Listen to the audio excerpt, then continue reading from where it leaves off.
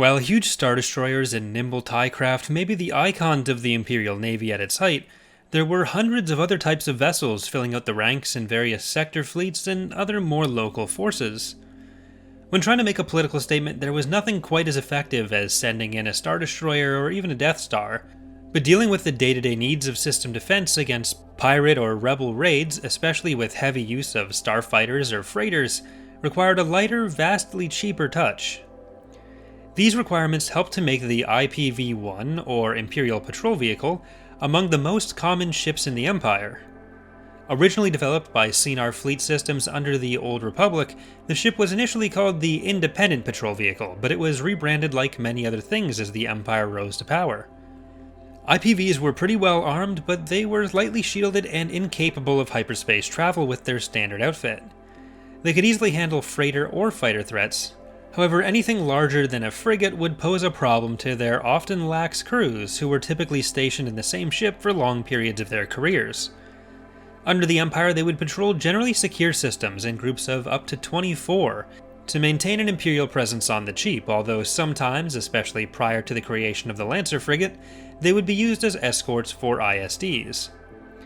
Despite the name, because they were so common and lightly defended, they became easy prey for the same rebel and pirate crews they were meant to hold off, especially if those crews were able to get a hyperdrive installed. Theft of these vessels and their use by criminal underworld groups became a very common occurrence.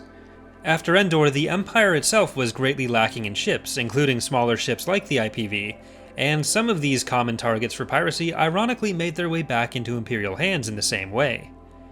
In the Thrawn trilogy, the prolific ship thief Niles Ferrier steals a trio of IPVs from the Kavralu pirates and sells them back to Thrawn's forces. We don't know exactly where these ships would have come from, but it seems likely that they were probably initially stolen from the Empire in the first place. Because of its success, many variants of this ship existed for years after the Battle of Endor. The Hand of Thrawn duology, set nearly 2 decades after Endor, mentions the IPV-4 as something that was in use by Imperial forces. The stealth ship, which you may know from the Clone Wars cartoon, also gets identified as being within the IPV line, specifically the IPV-2C, which does help establish a bit of a timeline on when the IPV-1 would have been introduced.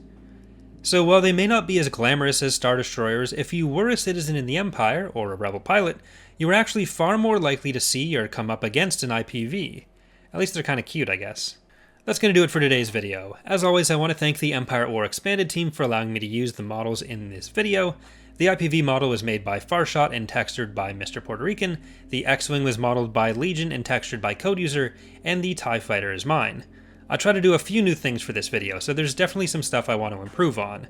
There's a lot I want to do with the holo table scene, for example, but I think it's a pretty cool way to show off the ships and probably set up strategic battle overviews.